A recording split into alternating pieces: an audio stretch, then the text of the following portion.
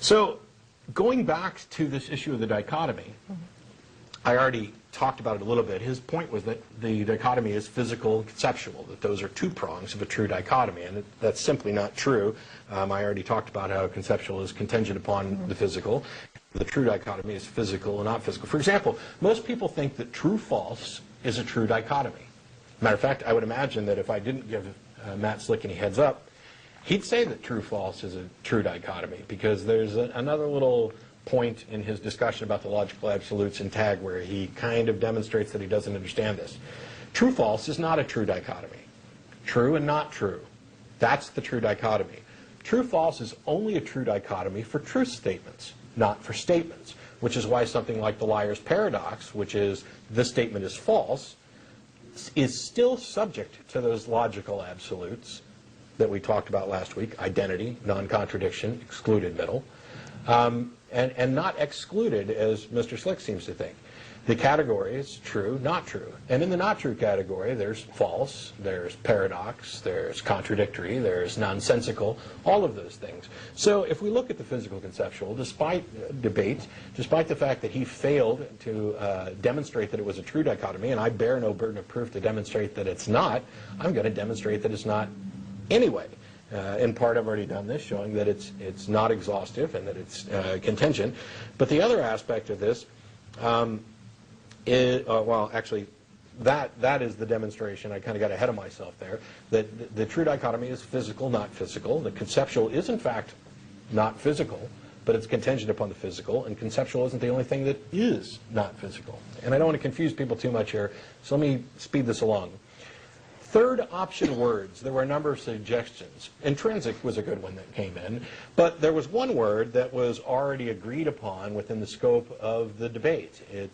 Its application was agreed upon, its definition was agreed upon, it's right there in the name of his argument. It was already listed as an attribute of these logical absolutes, and that word is transcendent. In that case, physical, conceptual, your third option is transcendent, if you're happy with that. I don't think we necessarily need the label to demonstrate that neither was still a good option. But transcendental, transcendent, if you like that, intrinsic.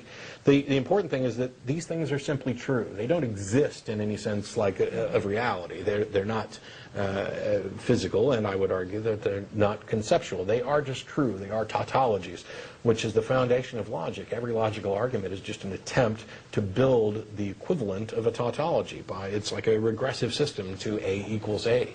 A doesn't equal not A. I still don't want to go overly deep into this, but I want to make sure I hit all the points real quick before we move on.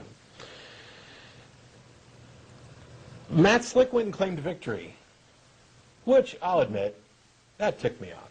You kind of messed with the wrong guy there, because I was willing to, have continued discussions and everything else. And while I'm not going to claim victory with regard to the argument, I'm going to claim victory with regard to reasoning power, maturity, I don't know. I wish I could think of more categories. It's pointless. You don't have to agree. I'm not even completely sure that I agree with my victory claim. But as long as you're going to do it, maybe I should nana boo-boo. I win, you don't. By the way, here's a dichotomy. Victorious, not victorious.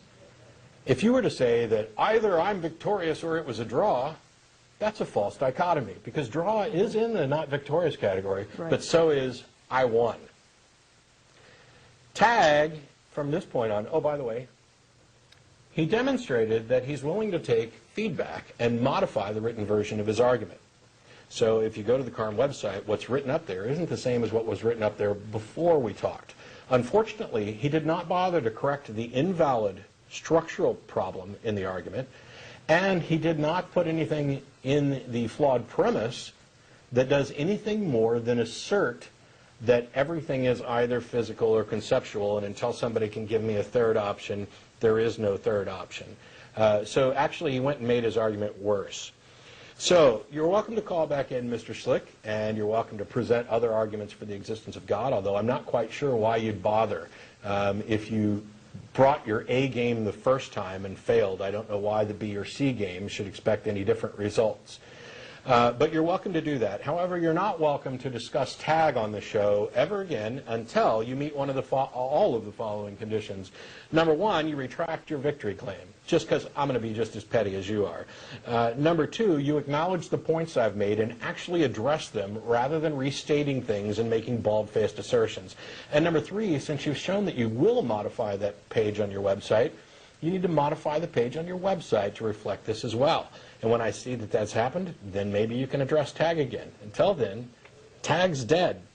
Claiming you win doesn't make it so. And to borrow from a line, one of my favorite lines from one of my favorite shows, I can demonstrate it. Look, I'm surrounded by naked cheerleaders. Saying something doesn't make it true. Oh, and if anybody doubts that Matt Slick is actually conflicted and actually agrees with me, on the one hand, he's claiming that physical conceptual is a true dichotomy. And yet when someone asked him, which of those two categories is God in? You know what Slick's answer was? Neither.